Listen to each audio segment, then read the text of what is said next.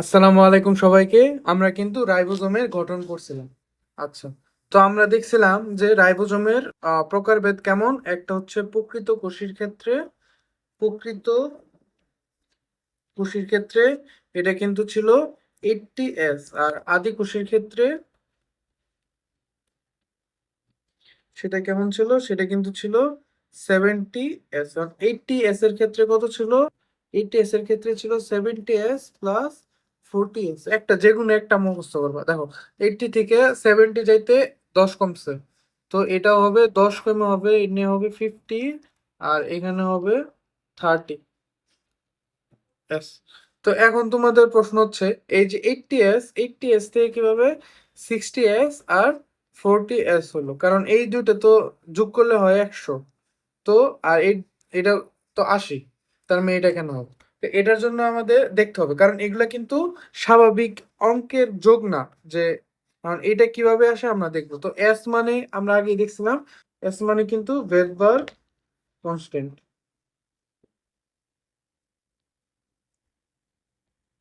তাহলে এই ভেদবার কনস্ট্যান্টটা কি? ধরো এই যে এখানে একটা পাত্র আছে,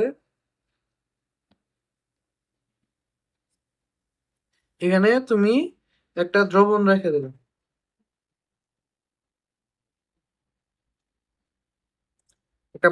একটা পাত্রে তুমি দ্রবণ রেখে দিলা, এবং এই পাত্রের যে তলানি পড়বে, দ্রবগুলা নিচে আসবে, আয়সা কি হবে? তলানি পড়বে। তো যত বেশি তার এস, তত বেশি তলানি। তো এটার মানে কি? দেখো, এটার মানে আমরা তো জানি আমাদের এই যে রাইবোজোমটা ছিল, এই রাইবোজোমটা ধরো এরকম। এই যে রাইবোজোমের এটা বড় পার্ট, আর এটা হচ্ছে রাইবোজোমের ছোট পার্টটা।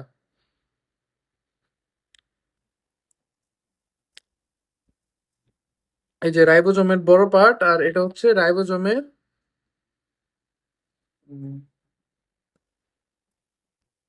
এটা আমাদের রাইবোজোমের বড় পার্ট, আর এটা হচ্ছে রাইবোজোমের ছোট পার্ট। তো কি করা হলো, ধরো এটা হচ্ছে রাইবোজোম, এটা আরেকটা পাত্র, এবং এই পাত্রে আগে রাইবোজোমের যে বড় পার্টটা আছে, সেই বড় পার্টটা নেওয়া হলো।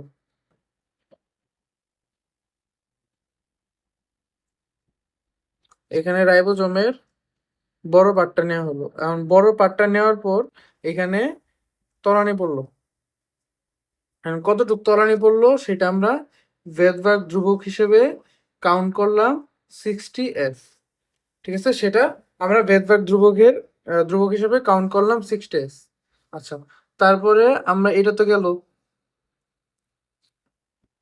তারপর আমরা এই যে রাইবোজোমের ছোট যে ইয়াটা আছে, পার্টটুক আছে, সেটা নিলাম।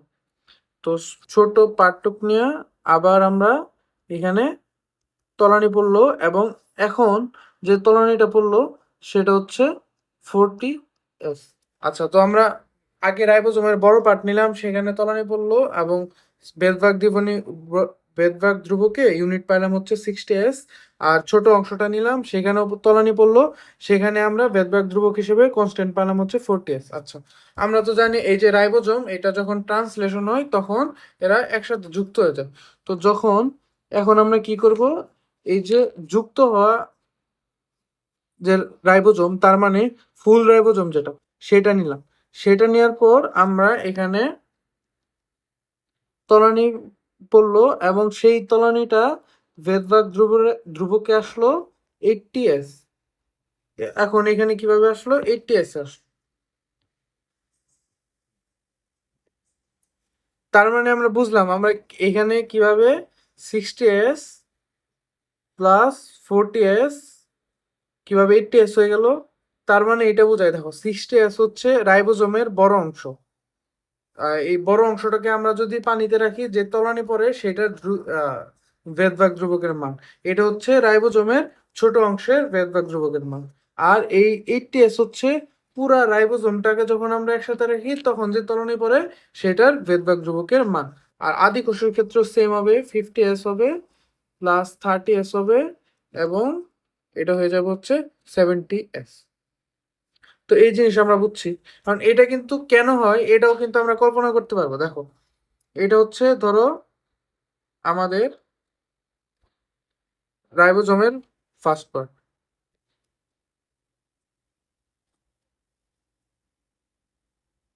ধরো এটা হচ্ছে আমাদের, এটা আমাদের রাইবোজোমের সেকেন্ড পার্ট। তো প্রোটিন সংশ্লেষণের সময় যখন এটা মিলিত হবে তখন মোটামুটি এরকম একটা জিনিস আসবে।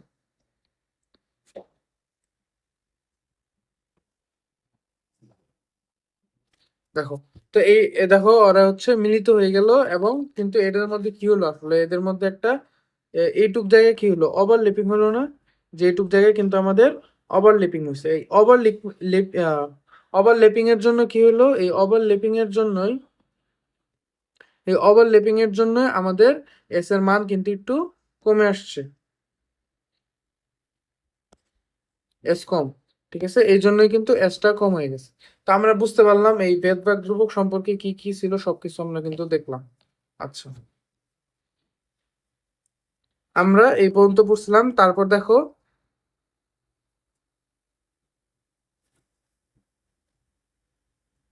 আচ্ছা ভেদভাগ ইউনিট পর্যন্ত পড়ছিলাম। তারপর আমরা দেখো এই যে এটার স্থান কয়টা, রাইবোজোমের স্থান আসলে চারটা। কি কি? একটা হচ্ছে এ সাইট, সেটা হচ্ছে amino অ্যাসিল site, amino acyl site, এ সাইট অ্যামাইনো অ্যাসাইল।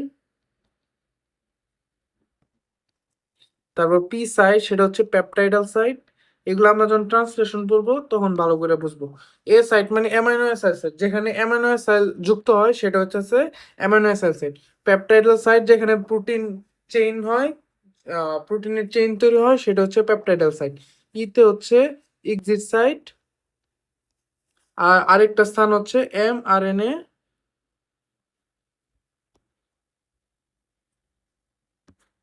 আরেকটা হচ্ছে এম আর এন এ,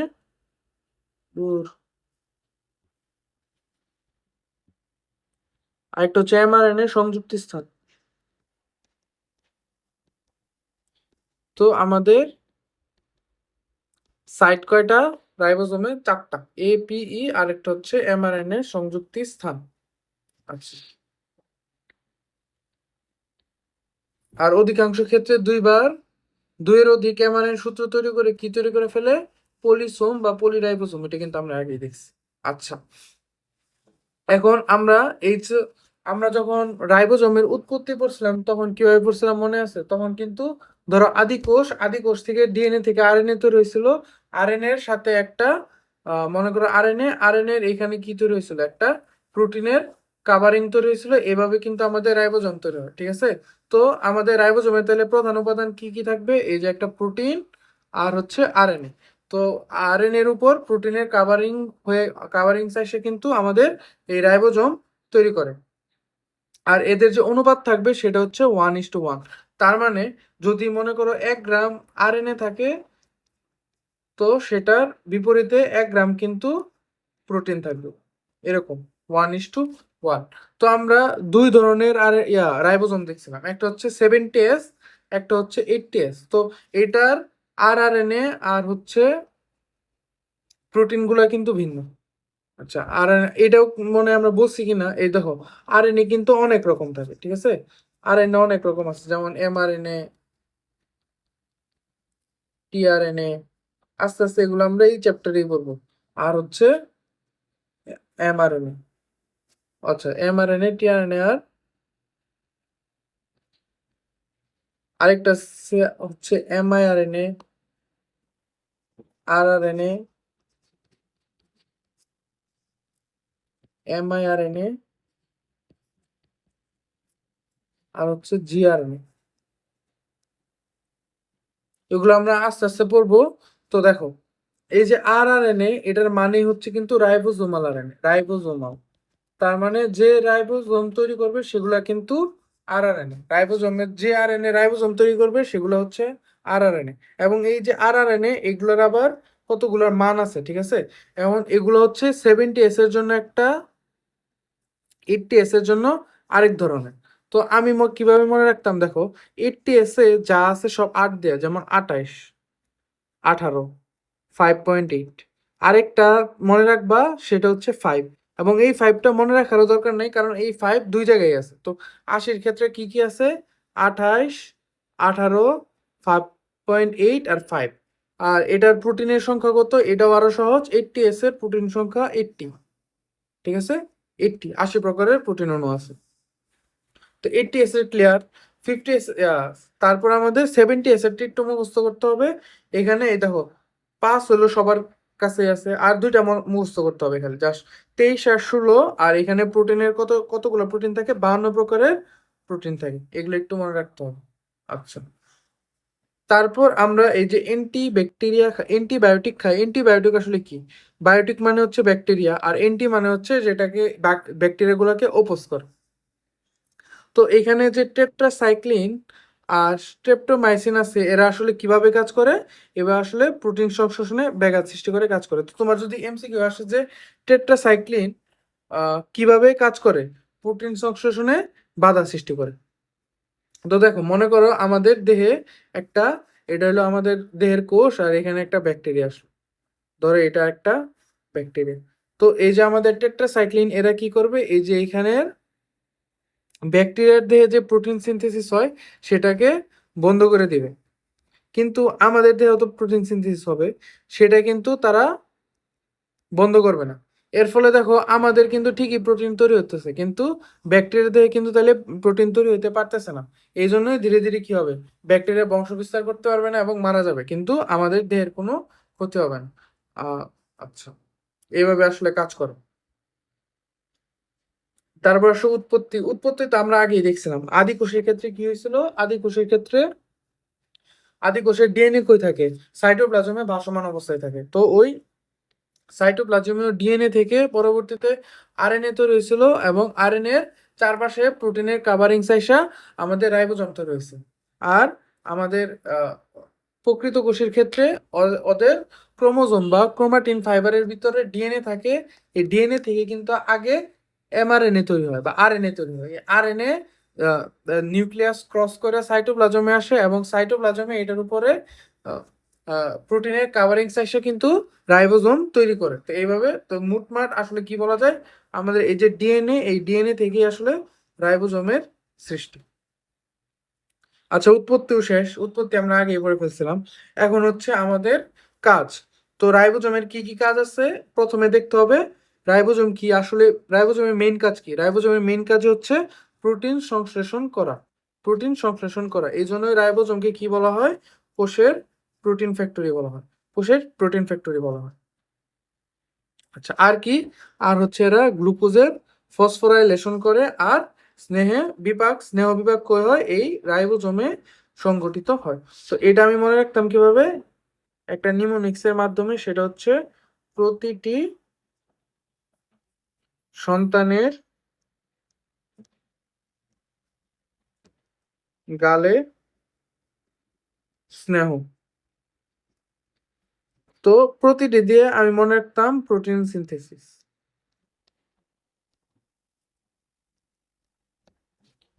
সন্তানের দিয়ে মনে রাখতাম হচ্ছে সাইটোক্রোম। আচ্ছা, এইখানে এটা হচ্ছে আমার যে এডিশনটা, এটা একটু আগের এডিশন, ঠিক আছে? তো নতুন বইয়ে দেখবা সাইটোক্রোম তৈরি হয় কই? এই রাইবোজোমে, ঠিক আছে? তো সাইটোক্রোম সিনথেসিসও আছে নতুন বই। আচ্ছা, গালে গালে দিয়ে আমি বলতাম গ্লুকোজ ফসফোরাইলেশন। Glucose phosphorylation. আচ্ছা, এই গ্লুকোজ ফসফোরাইলেশন মানে হচ্ছে, ধরো ইনঅর্গানিক ফসফেট যুক্ত হয়। এডিশন অফ ইনঅর্গানিক ফসফেটকে বলা হয় ফসফোরাইলেশন। আর এই স্নেহ বিভাগ কি হয়? স্নেহ বিভাগ আমাদের রাইবোজোমে সংগঠিত হয়।